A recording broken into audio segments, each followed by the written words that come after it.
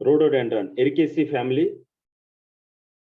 This is a very useful remedy in gouty patients who suffer from rheumatic pains. మీకు ఎరికేసీ ఫ్యామిలీకి సంబంధించిన common symptom మనకి ఈ rheumatic complaints అనేది అర్థమై ఉండాలి.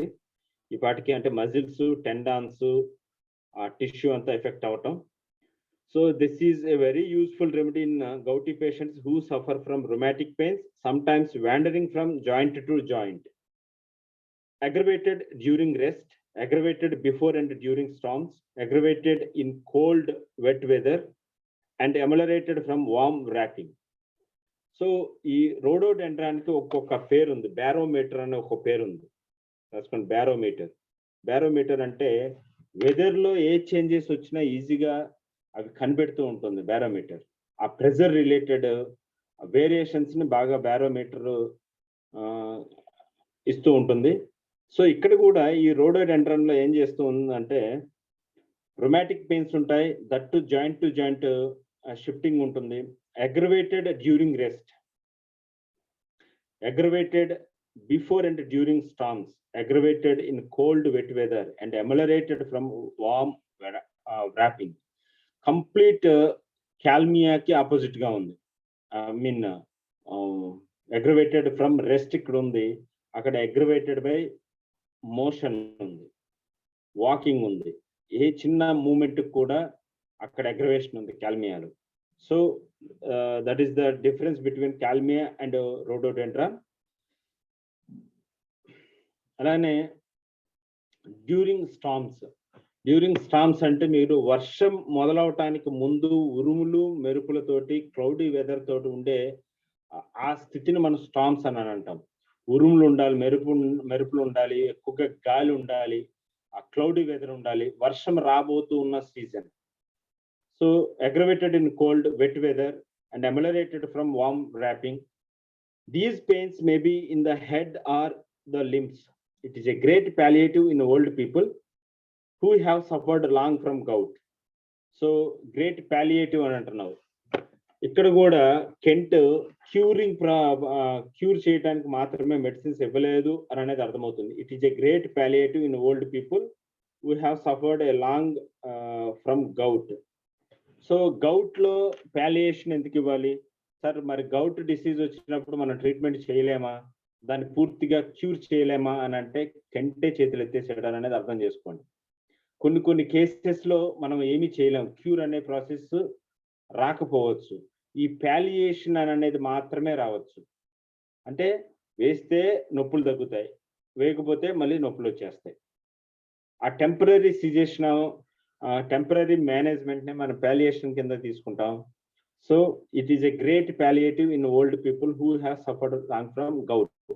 ఒక స్టేజ్ దాటిన తర్వాత కొన్ని డిసీజెస్ని మనము హోమియోపతిలో కూడా ట్రీట్ చేయలేము. ప్రతిదానికి మెడిసిన్ ఉంటుందా అని అడుగుతారు మన వాళ్ళు. హోమియోపతి దేనైనా ట్రీట్ చేస్తుందా, చాలా డీప్గా ట్రీట్ చేస్తుందంట కదా. మనకు కూడా లిమిటేషన్స్ ఉన్నాయి. ఇక్కడ కెంటే లిమిటేషన్స్ చెప్తూ ఉన్నాడు. It's a palliative remedy for the gout, not a curative remedy. There are certain remedies, there are certain types of treatment. మనకి ఫిలాసఫీలో చూసుకుంటే ప్రివెంటివ్ రెమెడీ రాసుకోండి, లిస్ట్ రాసుకోండి. Preventive remedy, aborting remedy, and curative remedy, and palliative remedy. మీకు తెలుసు preventive remedies, అలాగనే aborting remedies. Preventive remedies అయితే అసలు ముందే రాకుండా మనం ఇప్పుడు కరోనాకి ఆర్సెనిక్ ఆల్బమ్ ఏదో మెడిసిన్ ఇస్తూ వచ్చాం, ఆర్సెనిక్ ఆల్బమ్ అని. That is the preventive remedy. మనము అక్యూట్ డిసీజెస్ని మనం ట్రీట్ చేస్తున్నాం. ఇప్పుడే దగ్గు, తుమ్ములు, కఫం పట్టడం మొదలైంది, దగ్గు మొదలైంది. మేబీ ఇంకొక 2 monthsలో అది టీబీగా టర్న్ అవ్వచ్చు. దానికి సంబంధించిన లక్షణాలు తెలుస్తూ ఉన్నాయి. లేదా ఇప్పుడే 1-2 సెల్స్, క్యాన్సర్ సెల్స్ కనిపించాయి. మొత్తం పార్ట్ అంతా ఇన్వాల్వ్ కాలేదు, డిసీజ్ అనేది స్టార్ట్ అయింది. ఇప్పుడు ఈ డిసీజ్ ని ఇక్కడ వరకే ఆపగలిగితే దాన్ని అబార్టింగ్ రెమెడీస్ అని అంటాం. అబార్టింగ్ రెమెడీస్ అంటే అబార్టింగ్ ద డిసీజ్, అక్కడతోటి క్యాన్సర్ అనేది డెవలప్ అవడం ఆగిపోతుంది. ఇంకొకటి ఉంది, ఈ డిసీజ్ క్యాన్సర్ లేకపోతే ట్యూబర్క్యులోసిస్, ఆస్తమాను పూర్తిగా డెవలప్ అయిపోయింది, కొన్ని సిమ్టమ్స్ ని ఎక్స్ప్రెస్ చేస్తూ ఉంది, వచ్చి 10 సంవత్సరాలు అవుతుంది. దీన్ని మనం ట్రీట్ చేస్తే అది క్యూరేటివ్ రెమెడీ అవుతుంది.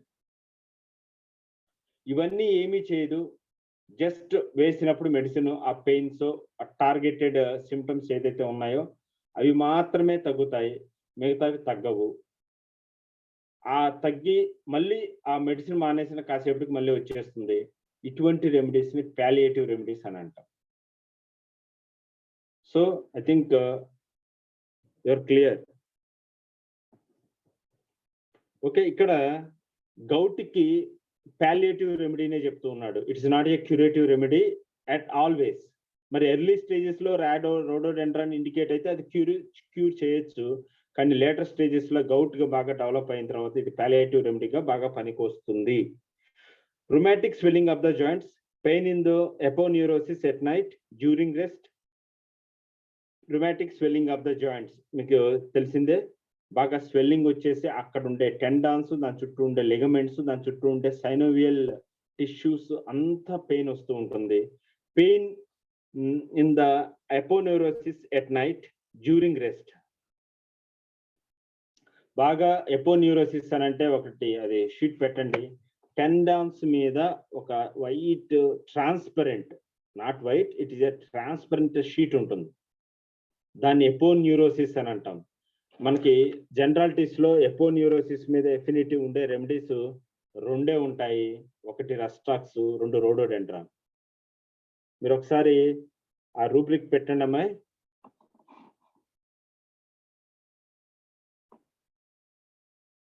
దివ్య పెట్టు. Okay sir. So aponeurosis affinity మీకు కెంట్ రిపర్టరీలో కానీ లేకపోతే సింథసిస్ రిపర్టరీలో కానీ అది దొరుకుతుంది. ఎపోన్యూరోసిస్ అనేది bryonia, I think bryonia, not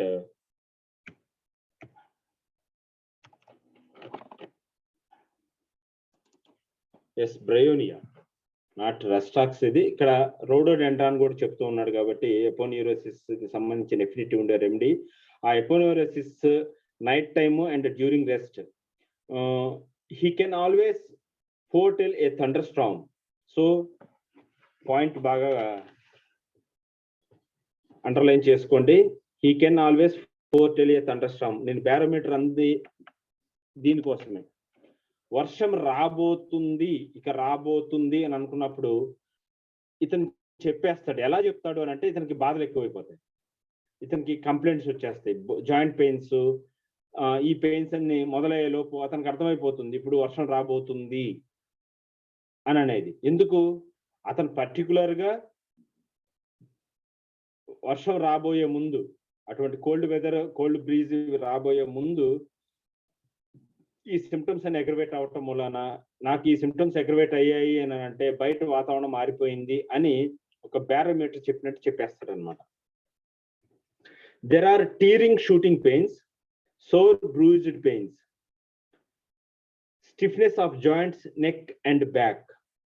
So stiffness of the neck and back మనం ఆల్రెడీ cervical spondylosis లో చూసుకున్నాము.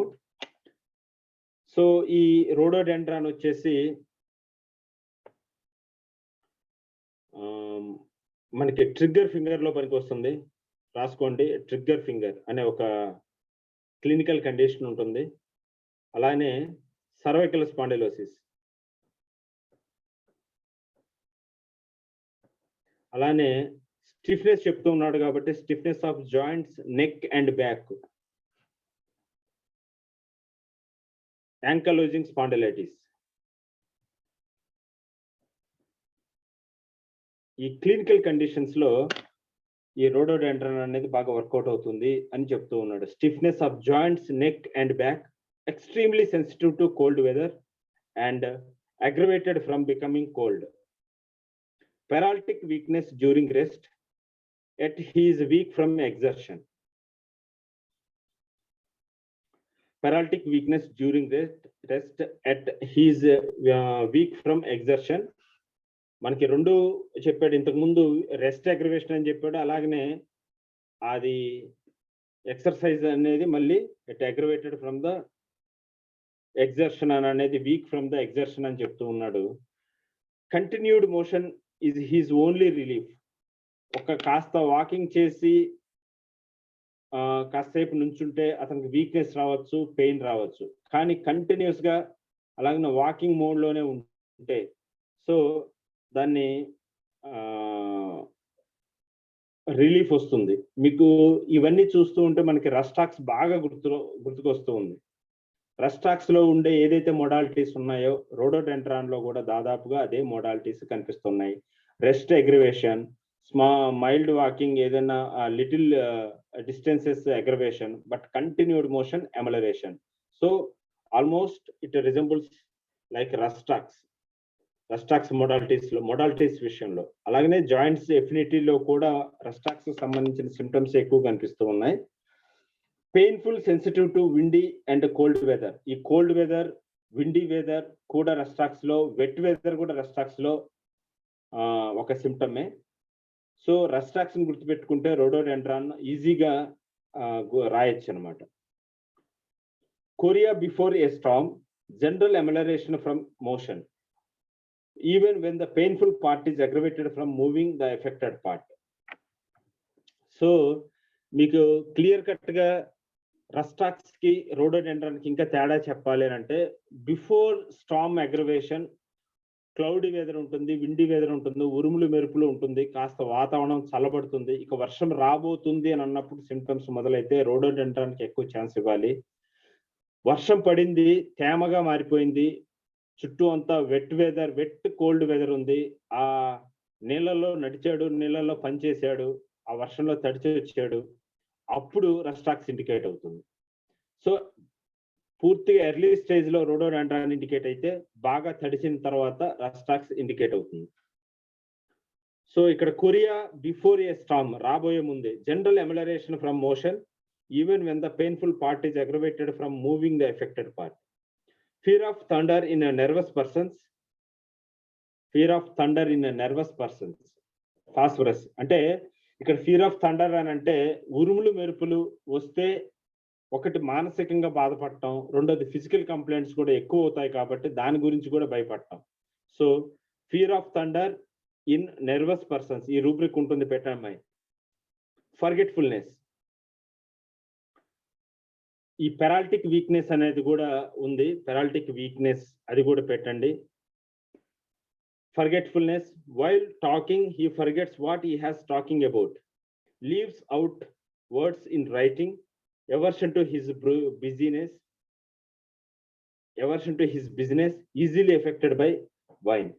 సో కొన్ని మెంటల్ సిమ్టమ్స్ ఇవ్వడం జరిగింది కెంట్. ఫర్గెట్ఫుల్నెస్ మీకు ఆల్రెడీ చెప్పాను. ఫర్గెట్ఫుల్నెస్ అని అంటే ఒక షెడ్యూల్డ్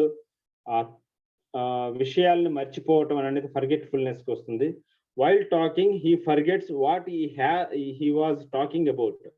ఇప్పుడు నేనేం మాట్లాడాలి అని అంటే గతంలో ఏం మాట్లాడాను అనేది గుర్తుకురాదు. నేను ఎక్కడున్నాను అని ఇట్లా తలబట్టేసుకుంటాను, ఎక్కడున్నాను, ఏం మాట్లాడుతున్నాను అంటే నెక్స్ట్ మాట ఏది మాట్లాడాలి అని అన్నప్పుడు గతంలో నేను ఎక్కడ ఆఫ్ చేశాను అనేది నాకు గుర్తుకురాదు. So while talking he forgets what he was talking about, leaves out words in writing. ఇది ఎక్కువగా నేను ఈ ఎగ్జామినేషన్ రాసేటప్పుడు బాగా సఫర్ అయ్యేవాడిని దీంతో. మైండ్ లో ట్రైన్ ఆఫ్ థాట్స్ అనేది రన్ అవుతూ ఉంటే ఇక్కడ ఎండ్ పెట్టాల్సిన చోట లేకపోతే ఆర్ పెట్టాల్సిన చోట ఒక వర్డ్ స్కిప్ చేసేసి నెక్స్ట్ మైండ్ లో ఉండేది ఆ వర్డ్, బట్ రైటింగ్ లో మాత్రం ఆ వర్డ్ మిస్ అయిపోయేది. So leaves out words in writing, ఈ రూబ్రిక్ కూడా ఉంది పెట్టండి. Aversion to his business, easily affected by wine. Business అని అనేది విచ్ మేక్స్ హిమ్ బిజీ అనేది ఒక అర్థం ఉంటే, which is the profitable and which is the work daily doing, daily work అది ద బిజినెస్ అని అంటే. So aversion to his business అని అంటే రోజువారీ వర్క్ మీద వీళ్ళకి చాలా చిరాగ్గా ఉంటుంది, చేయబుద్ధి కాదు, వద్దు అని అనుకుంటారు. Easily affected by wine. So wine తెలుసు కదా, అలానే ఈ వైన్ స్పిరిచువస్ లిక్కర్స్ మనకి కార్బన్ ఫ్యామిలీస్ లో కార్బోవేజ్ ని బాగా ఎఫెక్ట్ చేస్తూ ఉంటాయి. అది తాగటం తోటి చాలా రియాక్షన్స్ వస్తూ ఉంటాయి. కానీ కొన్ని మొడాలిటీస్ కార్బోవేజ్ కి సంబంధించి ఈ storm, before storm, cloudy weather కూడా కార్బోవేజ్ లో కొంత అగ్రవేషన్స్ ఉంటాయి. అది బాగా గుర్తుపెట్టుకోండి. Next, violent rheumatic headaches in morning in bed ameliorated by movement about. So headaches, rheumatic headaches అని అంటే ఈ రుమాటిక్ అనే వర్డ్ మనం ఉపయోగించినప్పుడు అక్కడ ఉండే fibrous tissues, muscle fibres, tendons, ligaments వీటన్నిటిని గురించి కూడా ఇవన్నీ ఎఫెక్ట్ అయితేనే మనం రొమాటిక్ అనే వర్డ్ తీసుకోవాలి. Violent rheumatic headaches in morning in bed ameliorated by moving about by wrapping up the head, aggravated from drinking wine, aggravated in cold wet weather. Headaches come on before a storm. Pain in temples and forehead. The head feels sore as if bruised. External heat ameliorates the head pains. So ఇక్కడ headache గురించి మాట్లాడాడు. Moment ameliorated by movement అని చెప్పాడు. aggravated by rest and ameliorated by movement and wrapping up the head. So తలగుడ్డ చుట్టుకుంటూ ఉంటారు, లేదా కొంతమంది మీరు బజార్లో చూస్తుంటారు ఇలాగా ఈ మంకీ క్యాప్స్ పెట్టేసుకోవటం, చెవులకి ఇవి పెట్టేసుకోవటం, వీటి మూలాన ఆ ప్రాంతంలో వేడి ఏర్పడుతుంది. ఫస్ట్ ఈ మంకీ క్యాప్ కానీ, టవల్ చుట్టుకోవటం కానీ, లేదా చీర కొంగు చుట్టేసుకోవటం కానీ, స్కార్ప్ కట్టుకోవటం కానీ, వీటి మూలాన అక్కడ వామ్త్ ఏర్పడుతుంది. కాబట్టి రోడోడెండ్రాన్ లో వామ్త్ ఎమలరేషన్, కోల్డ్ అగ్రవేషన్ ఉంది. కాబట్టి వాళ్ళు వ్రాపింగ్ అప్ ద హెడ్ అనేది ఎమలరేషన్ ఉంటుంది. Aggravated from drinking wine, aggravated in cold wet weather. Headaches come on before a storm, pain in temples and forehead. The head feels sore as if bruised. External heat ameliorates the head pains. Pain in the eyes before a storm, ameliorated by heat and motion. Weakness of the internal recti muscles with stitching pains before a storm. So pain in the eyes before a storm. ఎందుకు pain in the eyes before a storm? అక్కడుండే muscles, ocular muscles, ocular tendons ఉంటాయి, inserted tendons, ఈ lateral movement, medial movement ని control చేసేవి, ఈ ocular muscles అన్ని effect అవుతాయి. So before storm, వర్షం రాబోయే ముందు కళ్ళు కూడా మంటెక్కి నొప్పి పుడుతూ ఉంటాయి కదిలించాలి అని అంటే. Ameliorated by heat and motion. So అలాంటి నొప్పి వచ్చినప్పుడు యూజువల్ గా నోట్లో గుడ్డ పెట్టేసుకొని ఉఫ్ఫను ఊది ఆ వేడిని కళ్ళ మీద పెట్టుకుని హాయిగా ఫీల్ అవుతూ ఉంటారు. లేదా వామ్ క్లాత్ కాస్త పెనం మీద వేసేసి వామ్ క్లాత్ ని తీసుకుని వచ్చి చేతి మీద పెట్టుకుంటూ ఉంటారు. సో హీట్ ఇక్కడ cold aggravation and heat amelioration. మీరు ఒక్కసారి మనం ఒక లిస్ట్ రాస్తూ ఉన్నాం, chilly patients, cold aggravations, cold amelioration, ఒక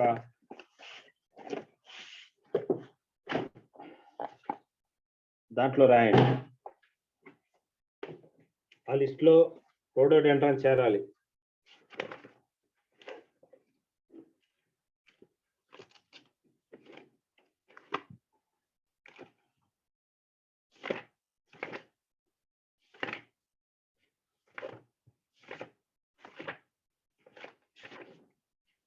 రాశారా? చిల్లీ రెమెడీస్, హార్ట్ రెమెడీస్ లో రోడోడెండ్రాన్ చిల్లీ రెమెడీ కింద పెట్టుకోండి.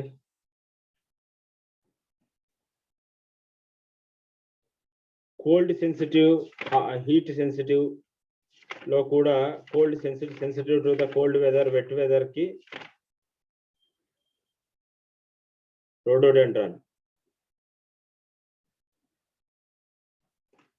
So our own repertory that is violent headaches come on from before storm, pain in the temples and forehead, head feels sore as if bruised, external heat ameliorates the head pains. alagane eyes kuda violent pains in the ear, sometimes tearing, aggravated before a storm, ameliorated by heat, roaring, ringing, buzzing in the ears. ఇక్కడ దీన్ని బట్టి అర్థమవుతుంది roaring, ringing and buzziness in the ears. దాని medical terminology ఏంటి? Tinnitus అనేది కూడా మనకి ఇక్కడ యూజ్ అవుతూ ఉంది. రుమాటిక్ పెయిన్స్ అని అనేది head rheumatic pains, year rheumatic pains, ఎక్కడైనా సరే మజిల్, టెండాను, టిష్యూ ఎక్కడ ఉంటే అక్కడ ఇన్వాల్వ్ అవుతూ ఉంటుంది ఇది. Next, neurology of the face in gouty subjects. Aggravated from motion, aggravated from cold wind. ఇక్కడ ఇంకా ఈ గౌటీలో ఏం జరుగుతుందనంటే all the tendons and ligaments కూడా ఈ క్రిస్టల్ అయిన యూరిక్ యాసిడ్ క్రిస్టల్స్ తోటి డిపాజిట్ అయిపోతూ ఉంటాయి. అక్కడ టోఫైన్ అనేది పెరుగుతూ ఉంటాయి. మజిల్స్ లో కూడా, టెండాన్స్ లో కూడా పెరుగుతూ ఉంటాయి. అంటే ఏ డిసీజ్ ఎఫినిటీ అయినా సరే ఇక్కడ టెండాన్స్ ని, లిగమెంట్స్ ని ఎఫెక్ట్ చేస్తూ ఉంది. టెండాన్ ఎఫినిటీస్ రోడోడెండ్రాన్ లో ఎక్కువగా చూడొచ్చు, అది రాసుకోండి. టెండాన్, లిగమెంట్స్ అండ్ ఎపోన్యూరోసిస్, ఈ ఎఫినిటీ ఉంటుంది ఎక్కువగా. aggravated from motion, aggravated from cold wind, ameliorated by applied heat. The patient is generally aggravated during rest, comes in stormy weather, pains ameliorated by eating and warmth. ఇక్కడ మళ్ళీ ameliorated by eating అని అన్నాడు, అక్కడ ameliorated by rest అని అన్నాడు, అలాగనే ameliorated by continuous motion అని కూడా అన్నాడు. సో 3 types of modalities మనం చూడొచ్చు. One is rest, ameliorated by rest, అంతేనా? ameliorated by na aggravated by na, sorry, aggravated by rest, aggravated by cold weather, aggravated by wet cold weather, aggravated by storms. ఇవి rhododendron యొక్క modalities. మరి ఎమలరేషన్ ఏముంది ఇప్పటివరకు చెప్పిన దాంట్లో? continued motion amelioration and heat amelioration and wrapping amelioration. ఇక్కడ విషయం ఏంటంటే కంటిన్యూడ్ మోషన్ లో కొంత హీట్ జనరేట్ అవుతుంది, కొంత వర్క్ చేస్తూ ఉంటే బాడీలోంచి హీట్ పుడుతుంది కాబట్టి ఆ హీట్ నుంచి కొద్దిగా బాడీ పెయిన్స్ అనేవి తగ్గినట్టు అనిపిస్తూ ఉంటాయి. అలాగే వ్రాపింగ్ లో కూడా. And eating, ameliorated by eating food కూడా కొంత క్యాలరీస్ ని జనరేట్ చేస్తుంది కాబట్టి ఈటింగ్ కూడా ఎమలరేషన్ గా ఉంటుంది రోడోడెండ్రాన్ లో. Pain in the teeth before a storm, pain in the teeth with earache, ameliorated by heat, aggravated at night from cold drinks. feels full after a little food, feels full after a little food, lycopodium, empty erections. So దీనికి సంబంధించిన rubric ఉంటుంది. Feels full after a little food అని అంటే సెటైటీ easy అనే ఒక rubric తోటి ఉంటుంది. అక్కడ ఉండే రూబ్రిక్ లో మనకి లైకోపోడియం కూడా ఉంటుంది. లైకోపోడియంలో రోడోడెండ్రాన్ లో తేడా ఏంటంటే లైకోపోడియంలో ఆపగా తింటాడు అనమాట. ఏదో తినాలని అనిపించేసి ఒక 2-3 ప్లేట్లు చికెన్ బిర్యానీ ఆర్డర్ ఇస్తాడు. ఒక్క ముద్ద పెట్టుకోవడం తోటి ఇంకా తినబుద్ధి కాదు, ఇంకా ఆకలేదు. అటువంటి పరిస్థితి లైకోపోడియంలో ఉంటుంది. గ్రీడీనెస్ ఎక్కువగా ఉంటుంది. అక్కడ కూడా కొద్దిపాటి ఆహారానికి సెటైటీ అని అనేది వచ్చేస్తుంది. అలాగే రోడోడెండ్రాన్ లో కూడా feels full after a little food, empty eructations, green bitter vomiting after drinking cold water, sinking at the stomach, pressure in the stomach after eating. Green bitter vomiting అంటే అర్థం ఏంటి? బైల్ జ్యూస్ అని చెప్పి bile juice వెనక్కి వచ్చేస్తుంది. Bile juice అని అనేది ఎందుకు బైల్ జ్యూస్ వెనక? ఈ రిగర్జిటేషన్ ఎందుకు జరగాలి? డియోడినం దగ్గర నుంచి నోట్లోకి బైల్ వచ్చేస్తుందని అంటే చాలా ఈ కార్డియాక్ ఓపెనింగ్స్ ఎక్కువగా ఉండాలి, రివర్స్ పెరిస్టాల్టిక్ జరుగుతూ ఉండాలి అక్కడ. సో ఇది empty eructations, green bitter vomiting after drinking cold water. So regurgitation of the bile juice towards the stomach అనేది ఇక్కడ చూస్తూ ఉన్నాం. That too after drinking cold water. Cold water at any part ఇది aggravation ఉంది. Sinking at the stomach, pressure in the stomach after eating. Pain as from flatulence high up in sides of abdomen, stitching in spleen from walking fast, rumbling in abdomen and fullness after eating, stitching in spleen from walking fast, rumbling in the abdomen and fullness after eating. ఇది భోజనం సరిగా అరక్కపోవటం వలన తిన్న food ఏదైనా సరే ఫ్లాటిలెన్స్ గా turn అయిపోతుంటుంది, కడుపు ఉబ్బేస్తుంది. Much straining to pass a soft stool, undigested thin brownish stool. ఈ అన్డైజెస్టెడ్ స్టూల్ పాసింగ్ ని మనం ఒక వర్డ్ తో పిలుస్తూ ఉన్నాం. ఏంటి ఆ word?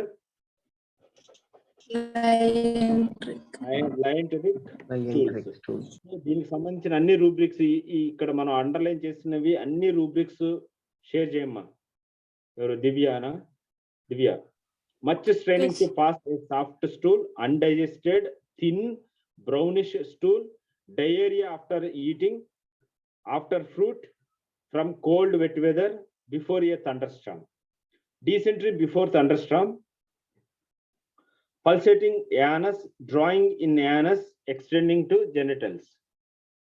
Okay, so anta thunderstorms, stormy weather aggravation చెప్తూ ఉన్నాడు. ఫర్దర్ గా ఈటింగ్ అగ్రవేషన్ చెప్తూ ఉన్నాడు. That's all. Drawing pain in the bladder with a frequent urging to urinate. Drawing pain in the bladder with a frequent urging to urinate.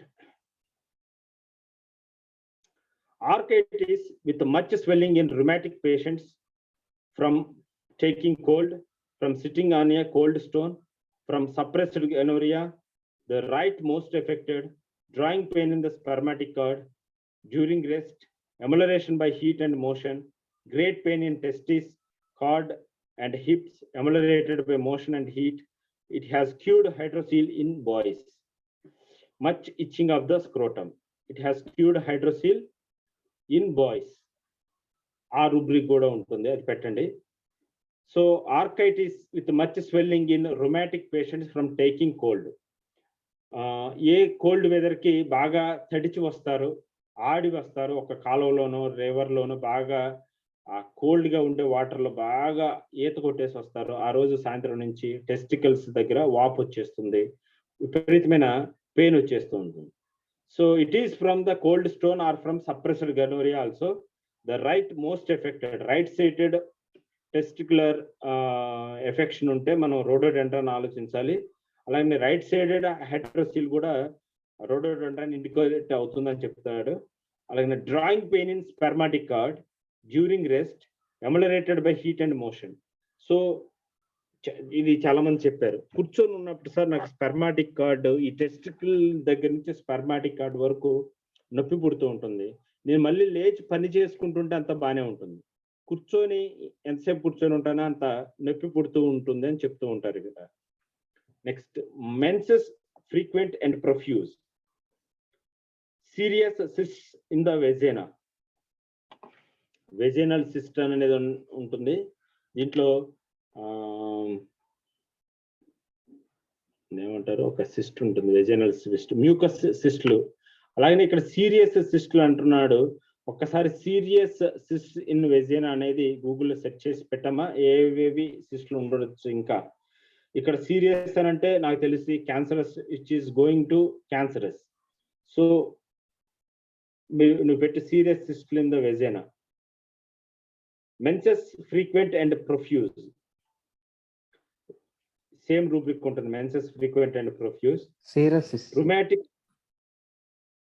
ఏంటది, serious cyst, serious cyst, serious అని ఇచ్చాడు ఏంటి ఇక్కడ, CROUS, ఈ book లో serious.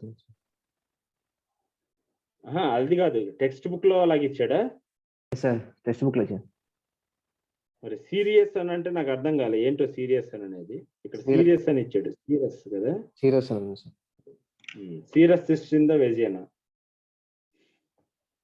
rheumatic stitching pains in the chest in a stormy weather during rest, constriction of the chest, pain in heart. Rheumatic pains and stiffness in neck and back, pain in the dorsal region extending to arms in cold weather, wet weather, aggravated during rest, tearing pains in the neck and back, driving out of bed. So arms in cold, wet weather, aggravated during rest, dorsal region extending to arms. ఇవన్నీ cervical spondylosis కు సంబంధించిన remedies. Okay, cervical spondylosis సంబంధించిన symptoms ఇవన్నీ. రొమాటిక్ pains, stiffness, అలాగనే ankylosing spondylitis, వీటికి సంబంధించిన వాళ్ళకి చలికాలంలో నొప్పులు ఎక్కువైపోతున్నాయి, చల్లగా ఉంటే నాకు జాయింట్ పెయిన్స్, ఒళ్ళు నొప్పులు అంతా వచ్చేస్తున్నాయని అంటే you can think of rhododendron. Rheumatic tearing pains in all the limbs in stormy weather, aggravated before a storm and during rest, aggravated at night, mostly in forearms and legs. ఎందుకు night time ఎక్కువగా cold ఉంటుంది కాబట్టి మొత్తం earth అంతా కోల్డ్గా అయిపోతుంది, temperature కూడా cold ఎక్కువగా ఉండే అవకాశం ఉంది కాబట్టి నైట్ టైం మాత్రమే ఎక్కువ పెయిన్స్ తెలుస్తూ ఉంటాయి ఇక్కడ. Mostly in the four arms and legs, wandering pains in the limbs and joints, pain in bone and periosteum, pain drives him out of bed, paralytic pains in limbs, cannot sleep unless legs are crossed, sleepless after midnight, pain in the shoulder joint so severe that the arm cannot be moved, but the patient and the pain are ameliorated by walking about. Pain in the shoulder joint so severe that the arm cannot be moved, but the patient and the pain ameliorated by walking about. Almost all rhododendron symptoms అన్ని rhus tox symptoms కి చాలా దగ్గరగా ఉంది. Minute differences and minute affections, different affections. Rhus tox లో ఉండే మాదిరిగానే ఎపోన్యూరోసిస్ అంటే ఒక టెండాన్ మీద ఒక షీత్ ఉంటుంది, ఆ షీత్స్ ఎఫెక్ట్ అవుతూ ఉంటాయి. ఇలాగ పట్టుకొని నొక్కితే మీకు నొప్పి అనిపిస్తూ ఉంటుంది, కానీ ఎక్స్రే చూపిస్తే ఏ బోను ఏది ఇన్వాల్వ్ అయి ఉండదు. దాన్ని aponeurosis, inflammation of the aponeurosis అని అంటాం. అటువంటి